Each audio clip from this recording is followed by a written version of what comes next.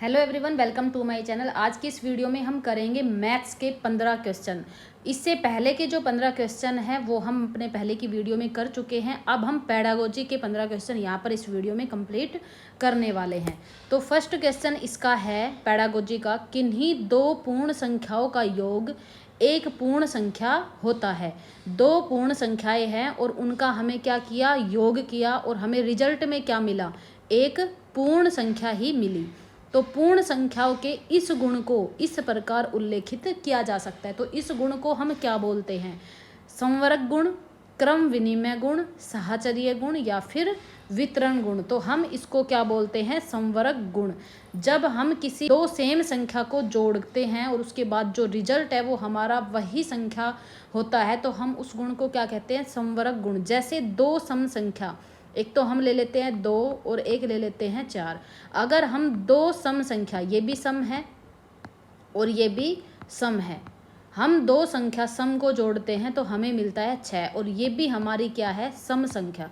जब हम दो सेम संख्याओं को जोड़ते हैं तो हमें रिजल्ट अगर सेम संख्या मिलती है तो उस गुण को हम बोलते हैं संवरक गुण। नेक्स्ट क्वेश्चन है, गणित की शिक्षण अधिगम के विषय में निम्नलिखित में से कौन सा कथन सत्य नहीं है। इसके लिए गणित के शिक्षण अधिगम के लिए फर्स्ट है, गणितीय अधिगम एक सामाजिक प्रक्रिया है जिसमें संवाद सम्मिलित है। गणितीय ज्ञान की रचना में संस्कृति और संदर्भों की कोई भूमिका नहीं है। नमूनों के अवलोकन और सामान्यीकरण से प्राथमिक कक्षा के विद्यार्थियों में गणितीय ज्ञान का सर्जन किया जा सकता है। गणितीय ज्ञान के सर्जन में तर्क और वार्ता की एक महत्वपूर्ण भूमिका है। तो यहाँ पर ये भी हमारा सही है और गणितीय ज्ञान का सर्जन ठीक है और ये भी सही है, लेकिन गणितीय ज्ञान की संरचना में संस्कृति और संदर्भों की कोई भूमिका नहीं होती। ये गलत है क्योंकि भूमिका होती है, भूमिका तो होती है, क्योंकि गणित को सीखने के लिए भी हमारी संस्कृति की तो ज़रूरत होती ही है। तो हमारा ये जो सेकंड नंबर का ऑप्शन है ये वैसे गलत है और गलत ही हमें पूछा है, तो सही आंसर हमारा हो जाएगा सेकंड। नेक्स्ट है, प्राथमिक स्तर पर संख्याओं को पढ़ाने के लिए निम्नलिखित में से कौन से कथन सत्य है। हमें प्राथमिक स्तर पर बच्चों को संख्याएं कैसे पढ़ाना चाहिए, संख्याओं की अंतर्दर्शी समझ को प्रोत्साहित किया जाना चाहिए, संख्यांकों को लिखना अनुक्रम में पढ़ाना चाहिए, गणना से पहले संख्यांकों को संख्यांक रूप में लिखना सिखाना चाहिए, संख्याओं में अनुक्रम असंगति को प्रोत्साहित करना चाहिए। तो यहाँ पर हमारा राइट क्या होगा, तो देखिए गणना से पहले संख्याओं को संख्यांक रूप में लिखना।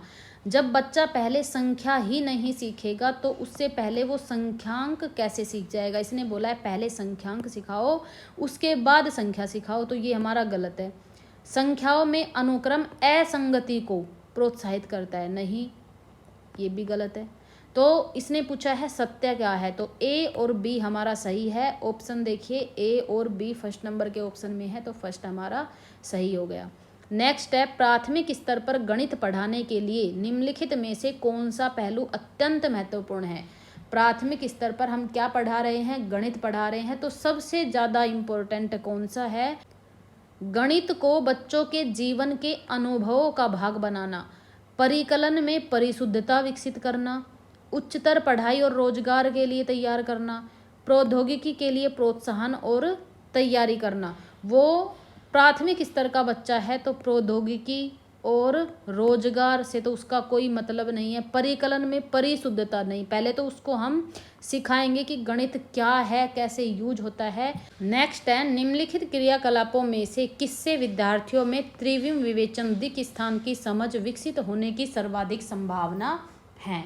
हम क्या कर रहे हैं, विभिन्न क्रियाकलापों के माध्यम से बच्चे में कौन सी समझ विकसित करना चाहते हैं, दिक् स्थान की समझ। तो हम क्या करेंगे, एक संख्या चार्ट से नमूने को पहचानना नहीं, क्योंकि इससे संख्याओं का ज्ञान होगा। सुडोकू की पहेली को हल करना, इससे हमारी तर्क शक्ति का विकास होता है। चौपड़ आकृतियों को पहचानना, इसे हमें आकृतियों का ज्ञान होगा। तो आंकड़ों को निरूपित करने के लिए दंड आलेख खींचना, फोर्थ नंबर का ऑप्शन हमारा राइट हो जाएगा।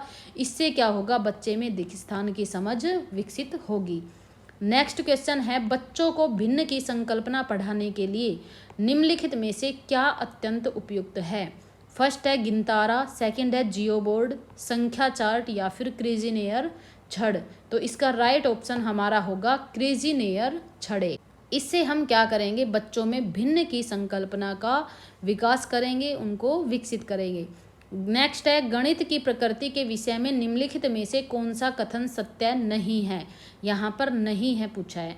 तो गणितीय ज्ञान की संरचना में तर्क कौशल महत्वपूर्ण है, गणितीय संकल्पनाओं की प्रकृति श्रेणीबद्ध है, प्राथमिक स्तर पर गणित प्रत्यक्ष है और कल्पना की आवश्यकता नहीं है, गणित में विचारों के सही संचारण के लिए विशेष शब्दावली का प्रयोग होता है।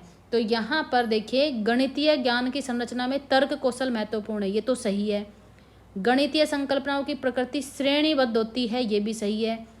प्राथमिक स्तर पर गणित प्रत्यक्ष है और कल्पना की आवश्यकता नहीं है, ये हमारा गलत है। गणित में विचारों के सही संचारण के लिए विशेष शब्दावली का प्रयोग होता है, ये भी सही है। तो ये हमारा गलत है और राइट ऑप्शन हमारा थर्ड हो जाएगा इस क्वेश्चन के लिए। नेक्स्ट चलते हैं। निम्नलिखित कथनों में से किसमें संख्या 3 का प्रयोग क्रम सूचक भाव में हुआ है, यानी कि संख्या 3 है और उसका प्रयोग क्रम से हुआ है, कौन सा ऐसा ऑप्शन है। मैं इस इमारत की 3री मंजिल पर रहता हूँ, इस घर में 3 कमरे हैं, प्रत्येक समूह में 3 टीम सदस्य है, इस डिब्बे में 3 पेंसिलें के कई समूह हैं। तो यहाँ पर देखिए क्रम से क्या हो रहा है, फर्स्ट नंबर का ऑप्शन इसमें सही होगा, क्रम से। इसमें मैं कौन सी मंजिल पर हूँ, 3री मंजिल पर। 3री मंजिल के पर जाने के लिए उसे क्या करना पड़ा, वो उड़ कर तो गया नहीं है, पहले वो फर्स्ट मंजिल पे गया, उसके बाद वो दूसरे पे गया, फिर उसके बाद वो 3री पे पहुंचा है। तो ये क्या चल रहा है, एक क्रम चल रहा है, पहले पहली पर गया, फिर दूसरी पर, फिर 3री पर। तो ये फर्स्ट नंबर का ऑप्शन हमारा सही होगा कि इसमें क्या हो रहा है, क्रम सूचक भाव। नेक्स्ट है शुद्ध कथन को पहचानिए। हमें शुद्ध कथन बताना है, सही कथन को पहचानना है, इनमें से कौन सा है। फर्स्ट है यदि 2 आकृतियों का क्षेत्रफल समान है तो उनका परिमाप भी समान होगा, यदि 2 आकृतियों का परिमाप समान है तो उनका क्षेत्रफल समान होगा, परिमाप और क्षेत्रफल का मात्रक समान होता है, किसी आकृति का आकार उसके परिमाप का निर्धारण करता है। तो यदि 2 आकृतियों का क्षेत्रफल समान है तो उसका परिमाप समान होगा, ऐसा जरूरी नहीं है, हो भी सकता है और नहीं भी, जरूरी नहीं है कि 2 आकृतियों का क्षेत्रफल समान है तो हर हाल में उसका परिमाप समान होगा, ऐसा नहीं है। यदि 2 आकृतियों का परिमाप समान है तो उनका क्षेत्रफल ये भी सेम उसी तरह है कि जरूरी नहीं है, हो भी सकता है लेकिन जरूरी नहीं है कि होगा ही होगा। नेक्स्ट है परिमाप और क्षेत्रफल का मात्रक समान होता है, ये तो नहीं होता, परिमाप सेंटीमीटर में आता है और क्षेत्रफल स्क्वायर में आता है, सेंटीमीटर स्क्वायर में। नेक्स्ट है किसी आकृति का आकार उसके परिमाप का निर्धारण करता है, ये हमारा सही है, फोर्थ नंबर का ऑप्शन हमारा राइट हो जाएगा। किसी आकृति का आकार, मान लो ये एक आकृति है स्क्वायर में, ये एक आकृति है हमारी रेक्टेंगल में और ये हमारे पास सर्किल है, तो इन आकृति का आकार डिसाइड करेगा कि इसका परिमाप हम कैसे निकाल सकते हैं। तो फोर्थ नंबर का ऑप्शन हमारा सही होगा। नेक्स्ट है गणितीय पाठ्यक्रम के संबंध में शुद्ध कथन को पहचानिए।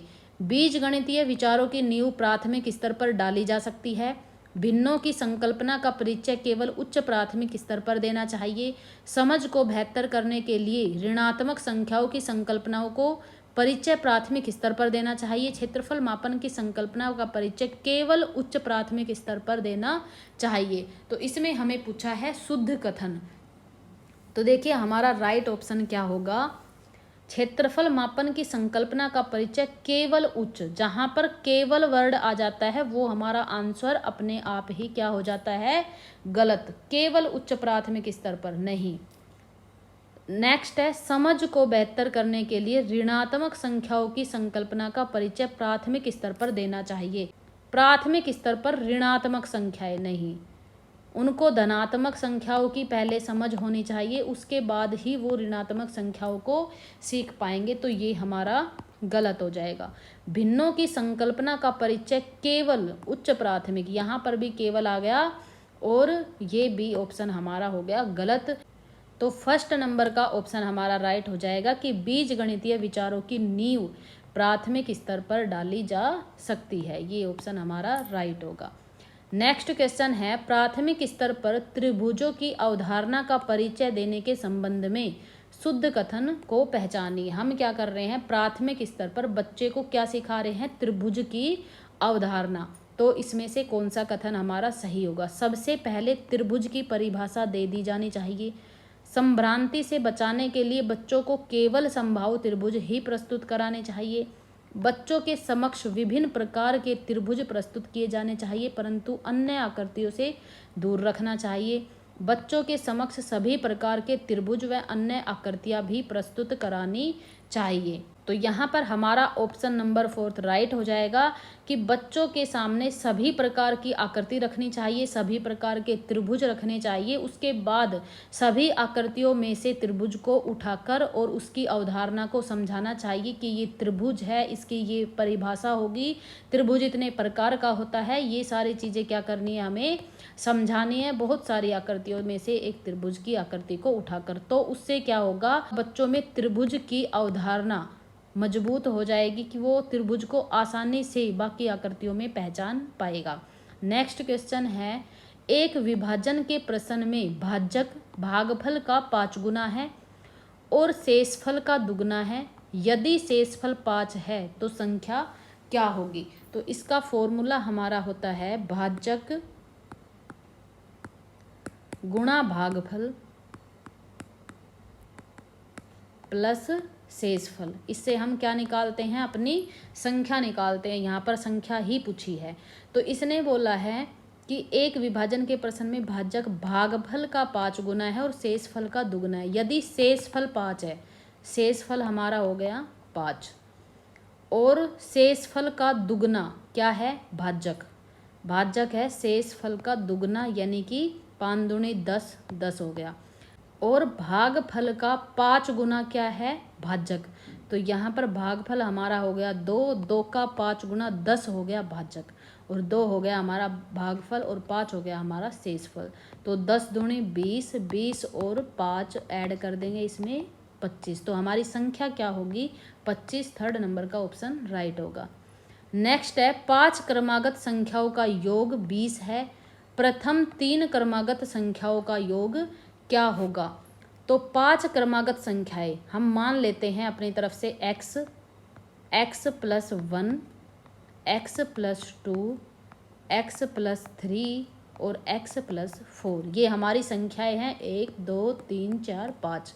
क्रमागत है, पहले x फिर x + 1 फिर x + 2 क्रमागत संख्याएं हैं, और इनका योग क्या है 20। तो x + 1 plus x + 2 plus x + 3 plus x + 4, और इनका जो योग है वो क्या है 20। तो x और x 2x 3x 4x 5x, 5x plus 1 2 और 1 3, 3 और 3 6, 6 और 4 10, 10 और = 20। 5x को हम यहीं रखेंगे और 20 माइनस, इसको उधर ले जाएंगे तो -10। अब x की वैल्यू निकालेंगे, 20 में से 10 गया 10 और 5, 5 दूनी 10। x की वैल्यू हमारी आ गई 2। यहाँ हमने x माना था, यहाँ हो गई 2। फिर क्या है x + 1, यानी कि 2 + 1 3 दूसरी संख्या, और तीसरी संख्या हो गई x + 2, 2 + 2 4। फिर तीसरी है x + 3 5, x + 4, 4 और 2 6। तो ये क्रमागत 2 3 4 5 6 क्रमागत 5 संख्याएं हो गई। इसने पूछा है प्रथम 3 क्रमागत संख्याओं का योग। तो प्रथम 3 हो गई 2 3 4, 2 और 3 5, 5 और 4 9। तो 9 हमारा हो गया आंसर। सेकंड नंबर का ऑप्शन सही होगा। नेक्स्ट क्वेश्चन है, एक वर्ग के रूप में एक तार 144 सेंटीमीटर स्क्वायर का क्षेत्रफल घेरती है। यदि इसी तार को एक आयत के रूप में मोड़ा जाए जिसकी लंबाई 16 सेंटीमीटर है तो कितना क्षेत्रफल घेरा जाएगा। एक हमारे पास तार है, उससे क्या बना हुआ है, एक वर्ग। उसी तार से हमें क्या बनाना है, आयत बनाना है। ठीक है, फिर उसके बाद क्या करना है, आयत की हमें लंबाई दी गई है तो उसका क्षेत्रफल निकालना है कि क्षेत्रफल कितना होगा, किसका, आयत का। तो वर्ग का क्षेत्रफल यहाँ पर दे रखा है। वर्ग का क्षेत्रफल का फॉर्मूला होता है a स्क्वायर। a स्क्वायर हमारे पास है 144। तो यहाँ से a निकल के आ जाएगी 144 का अगर हम रूट हटाते हैं तो यहाँ पर हो जाता है 12। हमारे पास साइड आ गई वर्ग की 12। तो हमें क्या करना है, इसका परिमाप निकालना है। किसका? वर्ग का। वर्ग का परिमाप, क्योंकि वर्ग का परिमाप और आयत का परिमाप दोनों का सेम होगा। क्यों? क्योंकि तार सेम लंबाई का है, उसी तार से तो वर्ग बना है और उसी तार से आयत बना है, तो परिमाप तो दोनों का सेम होगा। तो वर्ग का परिमाप हमारा हो गया 4 × a।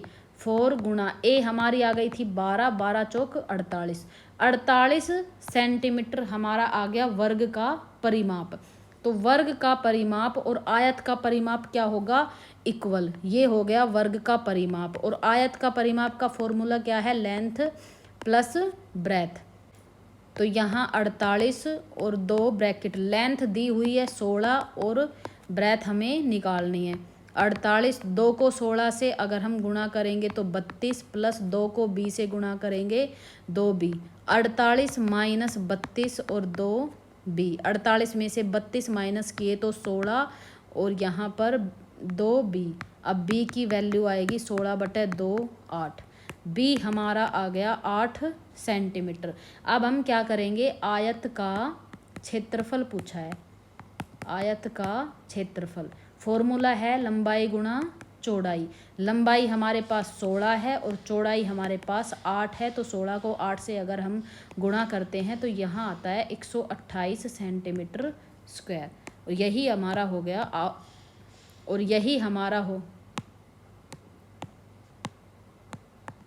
यही हमारा हो गया आंसर 128 सेंटीमीटर स्क्वायर। नेक्स्ट है, निम्नलिखित भिन्नों में से सबसे बड़ी और दूसरी सबसे बड़ी भिन्न क्रमशः है। पहले क्या बतानी है हमें? सबसे बड़ी, फिर उसके बाद दूसरी सबसे बड़ी, यानी कि पहली और फिर दूसरे नंबर की, ये दो हमें बतानी है सबसे बड़ी। तो हम क्या करेंगे, सबसे पहले 5/6 लेंगे और 5/6 को इन सब से गुणा करके देखेंगे, जो बड़ी आएगी फिर उसी को गुणा करेंगे अगले से। तो 5/6 को पहले करेंगे 3/4 से और इनका करेंगे क्रॉस मल्टीप्लाई। 4 5 20, 6 तिया 18, 18 और 20 में बड़ा क्या है? 20। तो ये वाली जो हमारी भिन्न है 5/6 वो हो गई बड़ी इन दोनों में। अब क्या करेंगे, हम 5/6 को इधर रखेंगे, उसके बाद 1/2 से क्रॉस मल्टीप्लाई करेंगे। 6 एकम 6, 2 5 10, 10 और 6 में बड़ा क्या है? 10। तो 5/6 हो गई इन दोनों में हमारी बड़ी। फिर 5/6 और 2/3 को करेंगे, 2/3, 6 दूनी 12, 3 5 15। अब 15 और 12 में से बड़ा क्या है? 15। तो 5/6 हो गई बड़ी। अब 3/5 से करेंगे, 5/6 को 3/5 से क्रॉस मल्टीप्लाई। 6 तिया 18, 5 5 25, 25 और 18 में बड़ा क्या? 25। तो 5/6 हो गई सबसे बड़ी, यानी कि ये हमारी सबसे बड़ी हो गई। अब हमें क्या करना है, इसको अलग करो। अब 3/4 लेनी है, 3/4 लेनी है। उससे अगली 1/2, इनको क्रॉस मल्टीप्लाई करेंगे। 2 तिया 6, 4 एकम 4।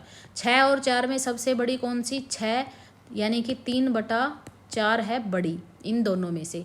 अब 3/4 को तो रखना ही रखना है और 1/2 से अगली कौन सी है? 2/3। इनको क्रॉस मल्टीप्लाई, 4 दूनी 8, 3 तिया 9, 9 और 8 में बड़ा 3/4, 3/4 फिर बड़ी हो गई। अब 3/4 और 3/5 में देखो, 3/4 और 3/5 में क्रॉस मल्टीप्लाई, 5 तिया 15, 4 तिया 12, 15 और 12 में बड़ा कौन? 15। तो यहाँ पर 3/4 हो गई हमारी बड़ी। तो 3/4 फर्स्ट नंबर का ऑप्शन ही हमारा राइट हो जाएगा। सबसे बड़ी 5/6 और उससे बड़ी 3/4। अगर आपको ऐसे समझ नहीं आता तो आप क्या करेंगे, आप एलसीएम से भी कर सकते हैं। 5/6, 3/4, 1/2, 2/3 और 3/5, इनका हम लेंगे एलसीएम। एलसीएम हमारा आया यहाँ पर 60। अब 60 को 6 से डिवाइड करेंगे, यहाँ पर आएगा 10 और 10 को 5 से मल्टीप्लाई करेंगे तो 50। फिर उसके बाद 4 से डिवाइड करेंगे 60 को, कितना आएगा? 15। 15 को 3 से मल्टीप्लाई करेंगे 45 अब 2 से डिवाइड करेंगे 60 को 30, अब 30 को 1 से मल्टीप्लाई करेंगे तो 30, 3 से डिवाइड करेंगे 60 को 20, 20 को 2 से गुणा करेंगे तो 40, 5 से डिवाइड करेंगे 60 को तो 12, 12 को 3 से मल्टीप्लाई करेंगे तो 36। तो ये आ गए हमारे 50, 45, 30, 40, 36। तो इसमें जो सबसे बड़ा नंबर है वही सबसे बड़ी भिन्न होगी। इसमें सबसे बड़ा है 50, उसके बाद है 45, फिर है 40, फिर है 36 और फिर है 30। यानी कि सबसे बड़ी हमारी 50 वाली 5/6 हो गई, उससे बड़ी हो गई हमारी 3/4। तो यहाँ से हमें दोनों फ्रैक्शन मिल गई, सबसे बड़ी 5/6, उससे बड़ी 3/4। तो यहाँ पर हमारे 15 क्वेश्चन कंप्लीट हो गए हैं। पेडागोजी के साथ साथ यहाँ पर न्यूमेरिकल क्वेश्चन भी पूछे गए हैं लास्ट में। तो हमारे क्वेश्चन यहाँ पर कंप्लीट होते हैं। अगर आपको वीडियो पसंद आई है तो वीडियो को लाइक करना, चैनल को सब्सक्राइब जरूर करना, क्योंकि ऐसी ही वीडियो हम बनाते रहेंगे तब तक जब तक आपके एग्ज़ाम नहीं हो जाता। हम ज़्यादा से ज़्यादा previous year question paper solve करने की कोशिश कर रहे हैं। और अपने दोस्तों तक भी वीडियो को शेयर ज़रूर कर देना ताकि उनकी भी हेल्प हो सके, उनको भी पेपर में कोई दिक्कत ना आए। Thank you.